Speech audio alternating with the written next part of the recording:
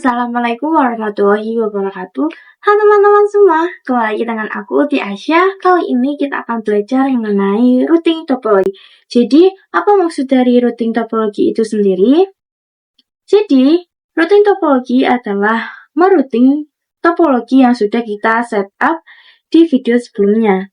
Kita akan membuat seluruh perangkat dapat saling berkomunikasi dengan adanya routing. Kita ke pembahasan pertama, yaitu konfigurasi routing.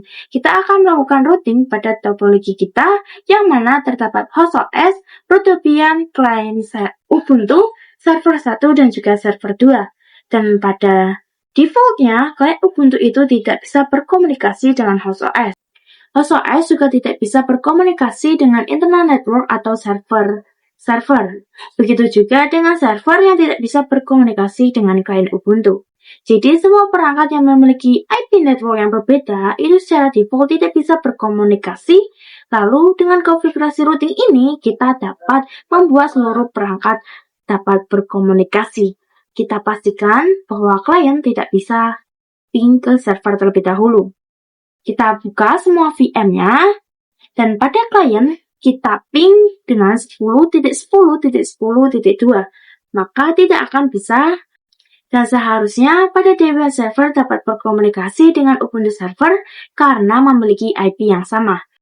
Kita coba ping 10.10.10.2 di Ubuntu, kemudian kita coba untuk ping 10.10.10.3 di Debian. Nah, bisa ya, mereka dapat saling berkomunikasi. Dan pada Debian root, kita masuk ke dalam root terlebih dahulu. Lalu kita ketikkan nano/etc/sysctl.conf. Kemudian kita cari net.ipv4.ip/forward. Jadi dia sudah masuk ke dalam sysctl.conf, namun dia belum bisa difungsikan. Karena net.ipv4.ip_forward ini masih berada dalam komen, yang membuat ia dalam komen adalah tanda pagar di sini. Di sini kita hapus terlebih dahulu, maka sekarang ia bisa dikonfigurasikan. Jadi di sini kita akan mengaktifkannya kembali dengan perintah sysctl/-p. Ini seharusnya berhasil, dan sekarang seharusnya konfigurasi routing sudah berjalan. Yang mana ini akan membuat Ubuntu server dan juga Ubuntu client dapat berkomunikasi. Kita coba untuk ping keduanya. Oke, sudah bisa ya. Kita lanjut ke pembahasan yang kedua, yaitu shared connection. Di sini kita akan membuat router Debian dapat mengakses internet, yang mana sekarang hanya host OS saja yang bisa diakses oleh internet. Lalu, kenapa router Debian tidak bisa mengakses internet? Itu dikarenakan router Debian mengarah ke host OS, tidak menggunakan network modern NAT, melainkan host-only adapter. Nah, kita akan membuat si router Debian ini agar bisa mengakses internet, namun menggunakan host-only adapter. Sini kalian buka root Debian-nya, kemudian masuk ke dalam user root. Di sini kita coba untuk ping 8.8.8.8, maka dia akan muncul output seperti ini. Teman-teman bisa pastikan lebih dulu tersambung dengan internet ya. Lalu di sini kita cari View Network Connection. Kemudian kita ke Wi-Fi dan pilih Properties, lalu klik pada Sharing. Lalu di bagian ini teman-teman ubah menjadi VirtualBox Host Only Network. Nah, kenapa kita menggunakan Wi-Fi? Karena Wi-Fi merupakan sumber internetnya. Jadi kita akan membuat Debian router mendapatkan internet melalui sumber internet, yaitu interface Wi-Fi. Sini kita lihat pada VirtualBox Host Only, dan ketika teman-teman melakukan share connection ke interface VirtualBox Host Only Network, pasti IP-nya akan berubah. Yang mana sebelumnya ada .56, maka ia akan berubah menjadi .137.1. Maka seharusnya pada root Debian, IP-nya sudah berubah. Atau jika belum berubah, teman-teman bisa mengubahnya secara manual. Seperti pada video sebelumnya, kita menggunakan konfigurasi nano/etc/network/interfaces. Kemudian pada address kita ubah jadi 137.10 dan pada gateway kita juga ubah jadi 137.1. Kemudian kita akan menggunakan perintah sysctl restart networking, kemudian kita akan if up kembali. Di sini kita pastikan root Debian dapat terhubung ke host OS atau tidak dengan menggunakan ping. Sekarang kita coba ping ke internet. Kita pastikan root Debian dapat terhubung ke host OS atau tidak dengan ping 192.168.137.10. Sekarang kita coba ping ke internet dengan ping 8.8.8.8. Nah, sudah berhasil ya. Di sini berarti router Debian kita dapat mengakses internet. Yang ketiga adalah konfigurasi NAT. NAT adalah Network Address Translate yang digunakan untuk menerjemahkan atau mengubah IP private menjadi ke IP public ataupun sebaliknya. Jadi sebelumnya kita membuat router Debian dapat mengakses internet, maka sekarang kita akan membuat server 1 dan server 2 serta klien Ubuntu dapat terakses internet. Kita akan menggunakan protokol NAT untuk menerjemahkan IP private ke IP public. Di sini yang kita anggap IP public adalah 192.168.137.1/24 ini. Kita masuk ke prakteknya. Di sini kita akan mengkonfigurasi NAT yang dapat membuat ketiga VM ini terhubung ke internet. Kita coba dulu untuk ping 8.8.8.8 ke 3 VM. Di sini belum bisa ya.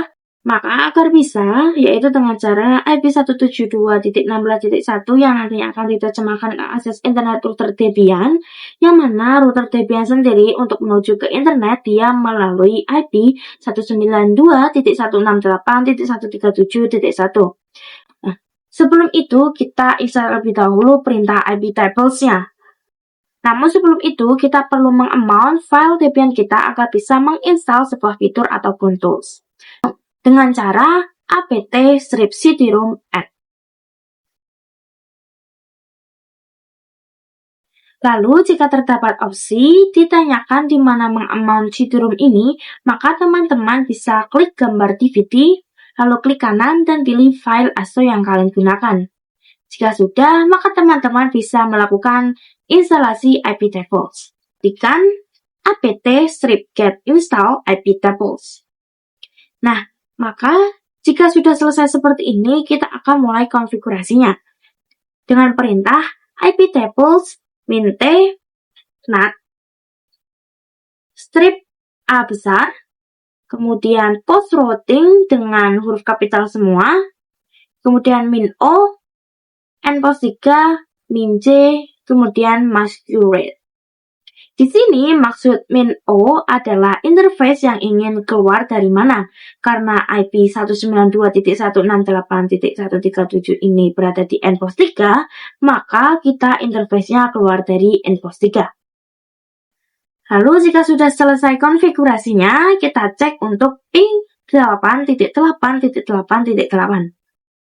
Nah, di sini sudah berhasil ya, server kita dan juga klien Ubuntu dapat mengakses internet. Yang keempat adalah konfigurasi NAT permanen. Jadi kenapa kita melakukan NAT permanen? Karena jika kita hanya melakukan konfigurasi dengan NAT biasa, maka NAT tersebut tidak akan berfungsi secara permanen.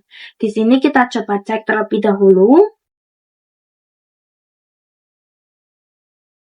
Di sini kita coba cek terlebih dahulu apakah NAT sebelumnya masih berfungsi atau tidak.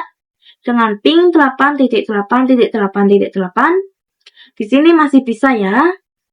Nah, jika misal kita hanya menggunakan NAT biasa, maka saat kita mematikan VM Debian-nya lalu kita running lagi, maka NAT-nya tidak bisa berfungsi. Berbeda dengan menggunakan NAT permanen, ia akan tetap membuat server dan klien dapat mengakses internet meskipun router Debian sempat mati. Kita akan menggunakan konfigurasi iptables strip save tanda panah /etc/iptable/rules_v4.v4. Ini berarti kita menyimpan konfigurasi NAT kita ke direktori iptables ini. Maka di sini saya akan membuat direktorinya terlebih dahulu dengan perintah mkdir/etc/iptables. Kemudian kita ketik ulang konfigurasinya, yaitu iptables /save tanda panah /etc/iptables/rules.v4.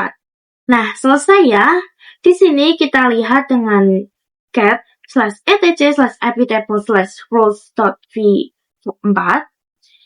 Nah, ini adalah konfigurasi kita yang tersimpan di direktori iptables.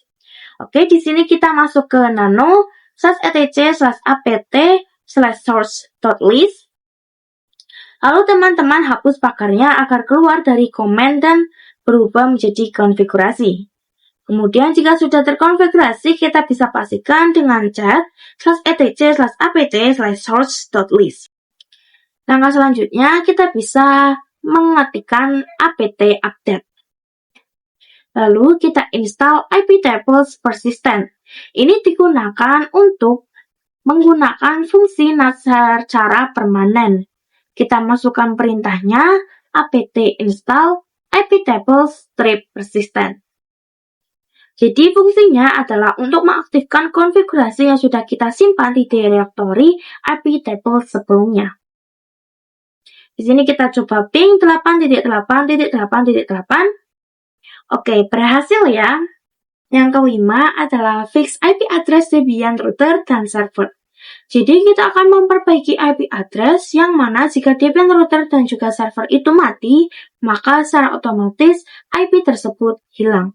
Misalkan kita di sini saya cek IP-nya terlebih dahulu.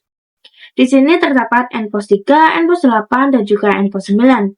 Nah, jika kita power off router Debian, kemudian menjalankannya kembali, maka kita harus melakukan if up npost 3, npost 8, npost 9 lagi. Nah, hal tersebut akan merepotkan administrator karena ditakutkan akan di-remote dari jarak jauh sedangkan IP address-nya hilang. Caranya yaitu dengan masuk ke nano/etc/network/interfaces. Di sini kita menambahkan auto npost 3, npost 8 dan juga npost 9. Kita lakukan juga pada Debian server, sehingga nantinya jika kedua ini mati dan dinyalakan kembali, maka kita tidak perlu melakukan if up lagi. Pembahasan terakhir adalah konfigurasi resolver. Pada konfigurasi resolver ini kita akan memastikan semua VM dapat mengakses internet.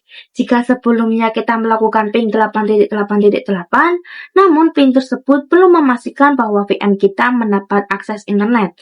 Karena pertanda bahwa kita bisa mengakses internet adalah dengan ping google.com. Di sini kita coba.